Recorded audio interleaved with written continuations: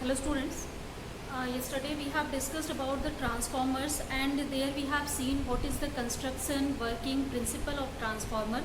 So today let's see the further topics in the transformer. As a last topic it contains, that's why in 2 days we are going to cover it. So here first the next topic that we have just left in the transformer, that was what is the current in primary and secondary, what is the efficiency of transformer, what are the losses in the transformers we got, and how can we minimize that losses. So first all these things we will discuss. After that, what are the applications of the transformers that we are using already, we are applying in our daily life. And next one, after this all things, the most important application, that was the I have told you already in previous class, that was for the long distance communication transmission lines we are using it. So how can we send the electricity from one place to another place, so that in the last we will see here. So let's see first what current in primary and secondary coils. So here as one thing, if you will see, then whenever the transformer is idle, then we cannot assume any kind of losses there. So if we have supplied some of the power in output, then the power should be equal and same in the secondary coil also. Means power delivered by the input, that should be equal to power of by the output here. So here this is the concept for the current that we can consider, we can understand here what are the transformer. And one more thing, as this formula we are going to derive for the assumption that power that is delivered from the input to output, that is exactly same. Transformer is idle, no kind of losses are here. So these all things here we are going in assumptions. So first one, as the input power that is equal to output power, then we can write down as input voltage we have written already in yesterday class, that was E1, and output power you can input power even into, you can write down it. Current in the primary is I1, in first coil it is I1, I or IP you can also write it. If I1 you want, then let's take it I1, and in the same way we can write down E2 into I2 in the secondary. So as power is given by voltage into current, so by using this one, this concept we can written right here, and by using this one again you can find out what is the I1 upon I2, the ratio of the currents. So these are the ratio of the output potential to the input potential. And also we have derived the concept by using the Faraday concept, that was N2 upon N1. Means it was related to the number of turns here, and again this is related to the transformation ratio. So this is all the terms that are relating each other for the transformers. Means their currents ratio is related to voltage ratio, it's related to number of turns, and transformation ratios also. So it means here you can see that if voltage is somewhere very greater, then obviously the current there will be very small. So in the transformers, the current in output and input that we are going to take, that is very small. So basically transformers are voltage operated devices. Here we are transmitting the voltages, we are taking or supplying in input the voltages, in output also we are taking from the load the voltages. So these are voltage operated device. So we try to keep our the current in the circuit very small for these all cases. So student, I think this is all now clear. Then next one here in the cases that we have to study, this one is the efficiency of the transformer after the current here. So from here with this expression you can calculate easily what is the current in primary and secondary. So let's see the efficiency of transformer first. So as students, efficiency is defined as the working capability of any of the device, and in general, as number of times I have told you already, and again if I will tell you what is the efficiency, it is the working capability of any device. Means what is the output that we are getting from any device if some of the inputs we have supplied to it. So it means that it is the ratio of output to the input. this is the way to calculate efficiency of any device. Means if you are providing any input to device, then what is the output that it is providing you. If output is greater, then its efficiency will be greater. So such kind of situation that we are obtaining that is help us to design our instruments. If design should be greater efficient so that we can use them in our daily life. So for that we are defining efficiency, we are calculating the efficiency of any of the device here. So for the transformer, here efficiency we are calculating for the power. So here the efficiency exactly this is equal to eta is equal to output power to the input power. So in terms of the power we are calculating efficiency in the case of transformer. Means what is the ratio of output power to the input power. As I told you here, in if any losses are not present in our transformer, then that time input power that we are supplying to or delivering to the transformer, that should be equal to the secondary coil power or output power. So if output power we are obtaining less than the input power, then we can understand there is some losses, there are presence of some losses in transformer, then we have to reduce that losses. So this efficiency helps us to detect the losses that are going to be in our devices. Even number of times we can do experiments on to minimize the losses. After that we can again calculate the efficiency, and whenever the efficiency comes to its maximum value, then that time our device will we just keep it ready to the work there. So that's why we are taking here output power to the input power, not any other factor, because it helps us to understand about the device that is more efficient or not. Means if greater value of input, suppose output is very less in comparison to input, it means that our most of the input power is lost somewhere in our transformer device. That's why output power we are getting very less. So here this is the information regarding to the transformer that the efficiency is providing us. So here if you have to find out the percent efficiency here, so you can multiply 100 into this one for the percent efficiency. So if idle transformer you will use, then as in idle transformer no of the energy is lost anywhere, then that's the time its efficiency is 100%. Means input and output both are same, so its efficiency will be 100%. But as in daily life, in actual practice, the transformers that we are using, that has efficiency 90 to 96%. But this is also a very great efficiency that we are using in our devices nowadays. So basically now let's understand after this one, as while deriving the or just making you understand the efficiency, number of times I have just said the losses in the transformer. So what kind of losses are here in transformers, and why we have to minimize it, that you have understood now. If we have to increase the efficiency of device, then we have to minimize this, and how can we minimize that. So let's see how many types of losses occur in transformer and how can we minimize these losses. So number of losses exactly appear in our transformer device. First loss here, that is the copper loss. So as in transformer, one by one I will tell you the losses and the way to minimize these losses first. So first our the loss is we have, that is copper loss. So copper loss is what?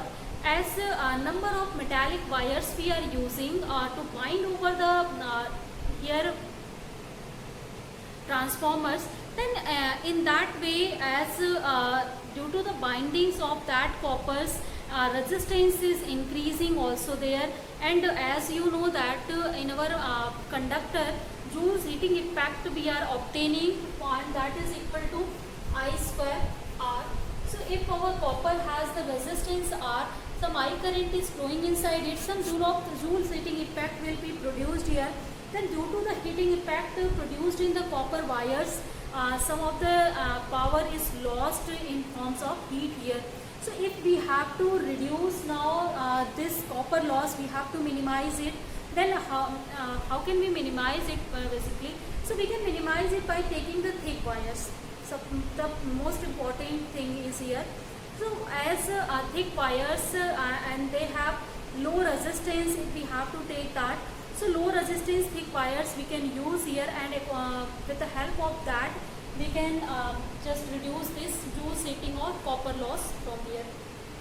So as you know that whenever area is changing, then that time the resistance is decreasing with the increase in area. So that concept we are utilizing here to reduce the copper losses in transformers. Second types of losses that is obtaining in transformers, that is eddy currents losses.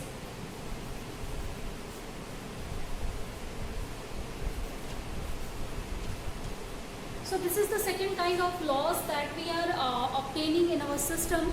So why these losses we are obtaining? Actually this thing I have maybe understand before, but let just rise it again.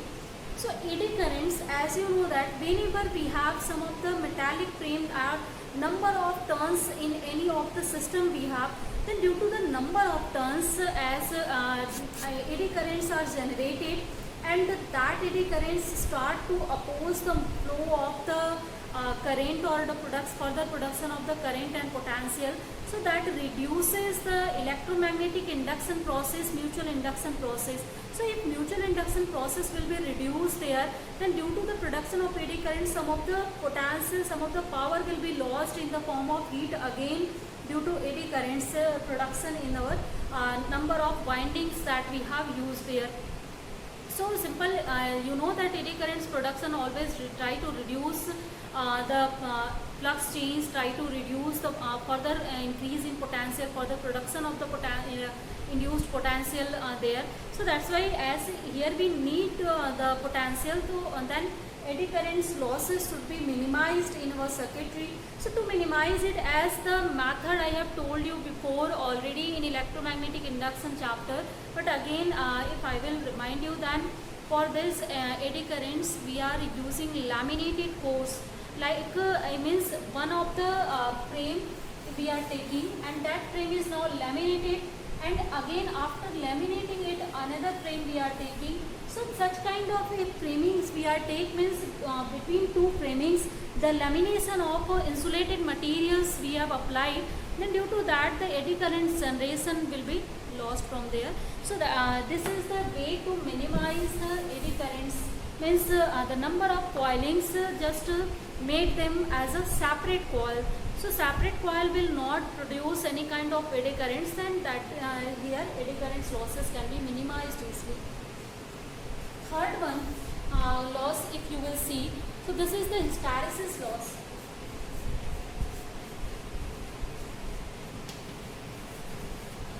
So hysteresis, this thing we have understood in magnetostatic chapter already, but again hysteresis loss you have to understand. In magnetic material exactly we have seen this one.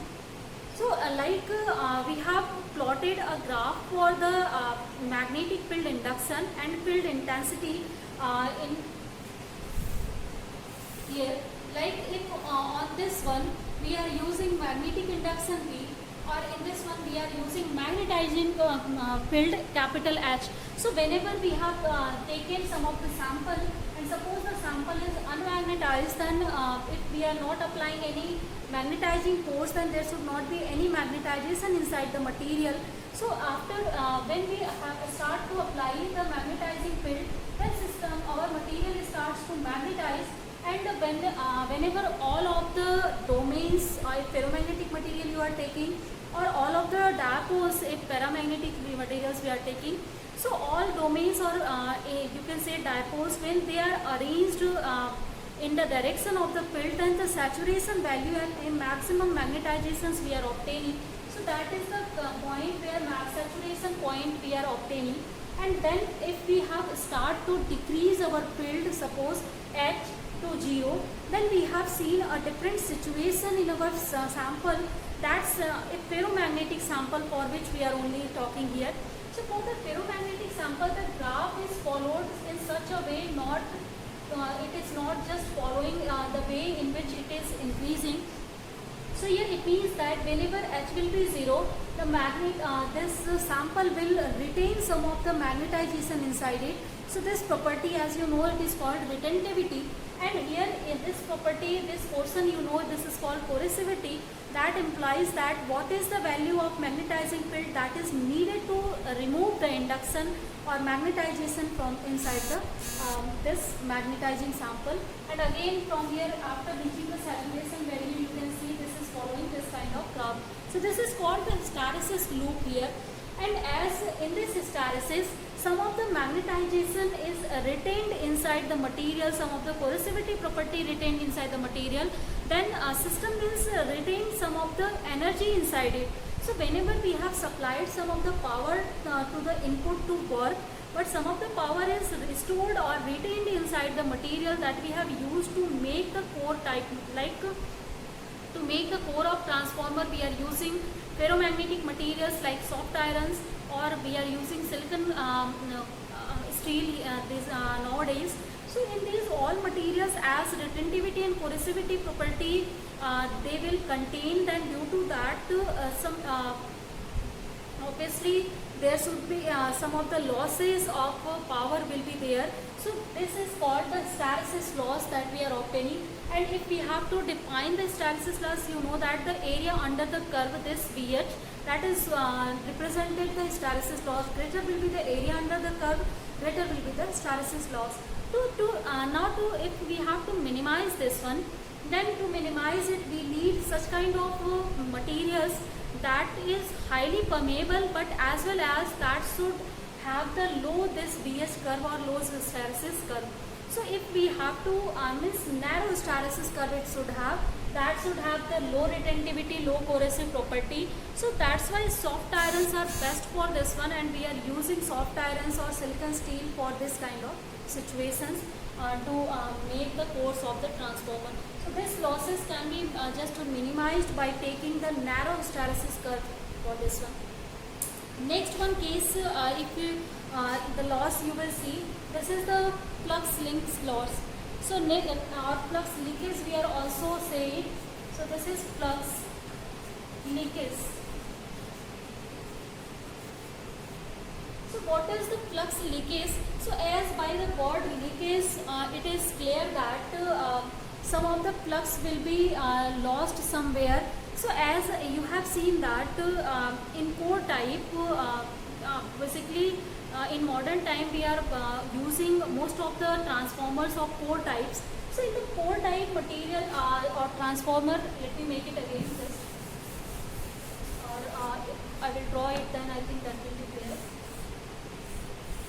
So these are our, this is the frame we have, and over which we have just bonded some of the wires, that is primary wires, and these are the secondary wires that we have read over it. So in this primary and secondary, you have you see that there is the separation between these primary and secondary.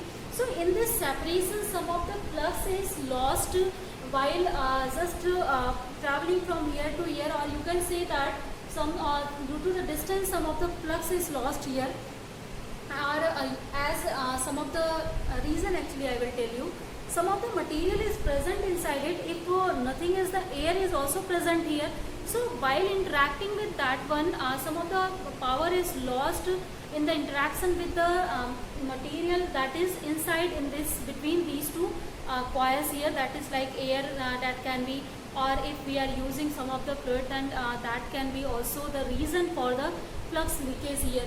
So this flux leakage, if we have to now minimize, then to minimize it, we are just making our transformers in such a way, then primary and secondary both are just arranged over each other. So in such a way, if suppose this is our primary and this is our secondary, so over each other we can just arrange in such a way, and you have seen transformers already in this configurations this time. So this is the best configuration, as this reduces the distance property and the flux leakage property, because the distance here separation between them is very small now. So flux leakage can be minimized easily by changing only the configuration of the this transformer. Next one here, the loss is humming loss.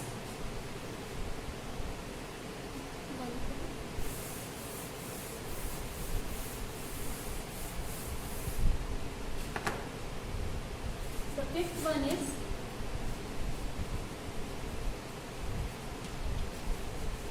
it is called humming loss.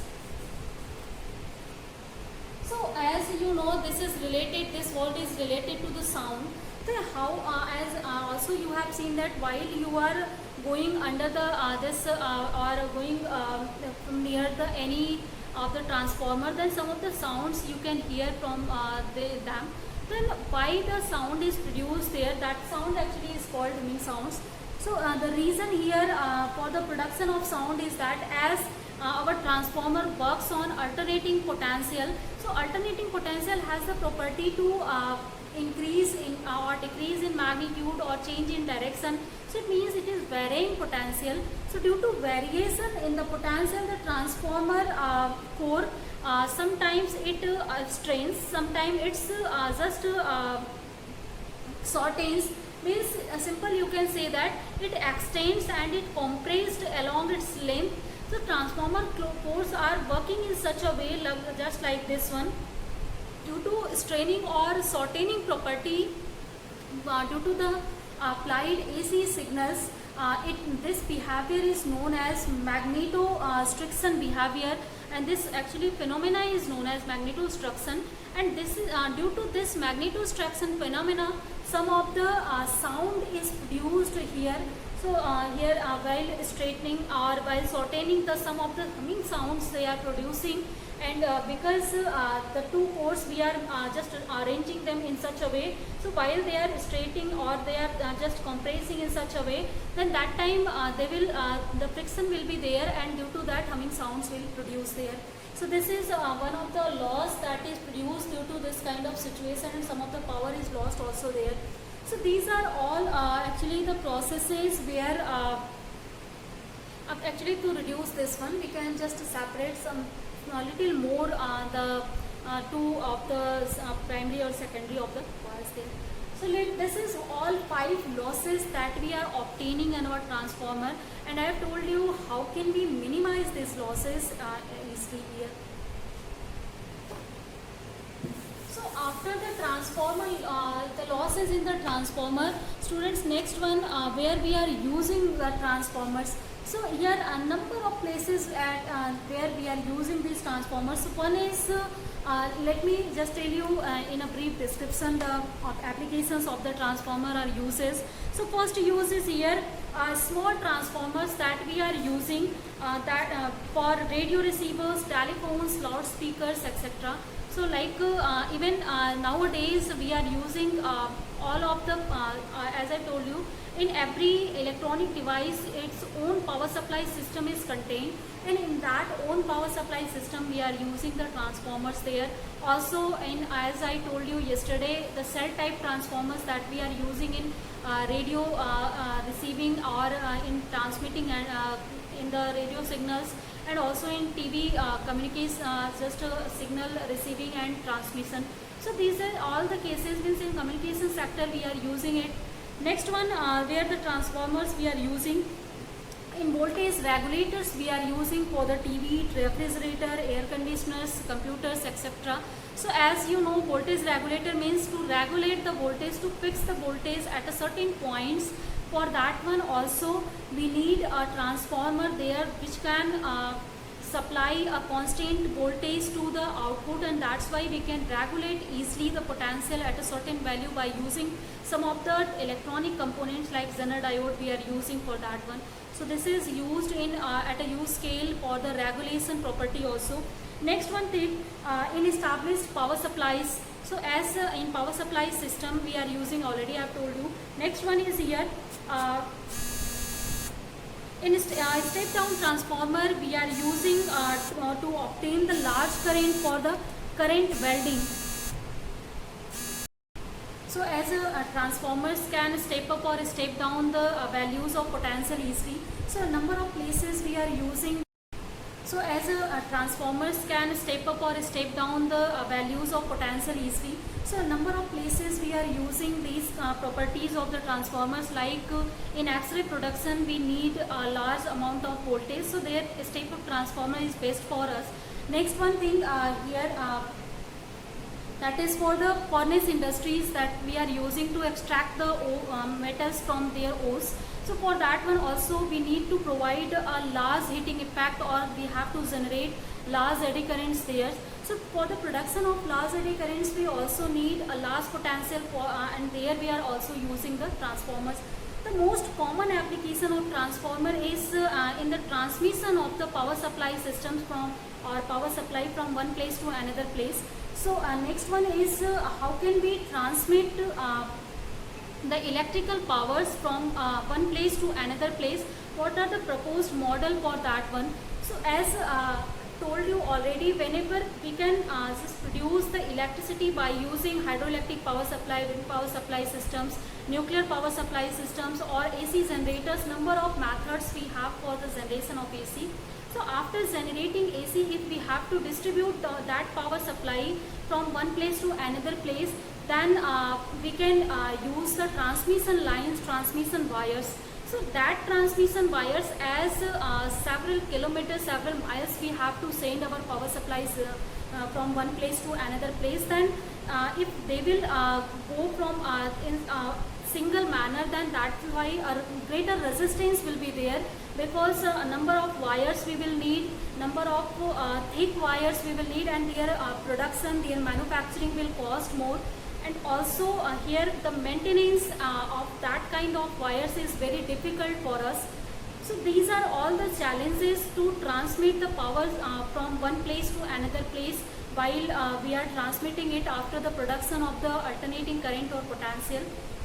So as for this one, first of all, what are the necessary things that we have to keep in our mind while sending the power from one place to another place? That is, we need to keep our voltage, or we need to send the voltage that at a high voltage. Means we cannot send the low voltage power supply from one place to another place, as that low voltage power supply will be wasted in the form of loss. A lot of as losses are present already in our wires. Like in wire, you know that we are using, if conducting wires, then in all the conducting wires Joule heating effect will be there, and also due to the heating effect other eddy currents generation will be also there. So these all will reduce the values of the power that we are sending from one place to another place. Then we always send the high voltage power supply from one place to another place. Basically we are supplying near about 13,000 volt from the power stations to the sub power stations. After that, the sub power stations transformer again step down the potential up to the value of 1100 volt, and after that again it is just distributed to the transformers, that is divisional transformers that we are using. And in that divisional transformers, step down transformers again we are using, and that reduces the potential to 220 volt that we are using in our household. So this is the way through which we are supplying our potential or alternating current or potential from power stations to the subdivisions or the divisional transformers that we are using. So our block diagram, if we will see, the first one here, this is the power station we have. This power station sends near about 13,500 volt supply from here, and this is supplied to the substations that we have made, and that is called feeder also. So to the feeders or substations we are supplying this kind of voltage, and now this voltage is divided again. This is converted to 1100 volt by using the step down transformer here, and after this one, this is sent to divisional stations. After divisional stations, regional transformer stations that we are using, and in that way you can also say regional transformers. So this one we are supplying this 220 volt, and this 220 volt we are using in the also. So this is the way and process through which we are supplying power supply from one place to another place. So this is the whole description about the transformer working, construction, everything. Then I think that is now clear. Then let's end our class here.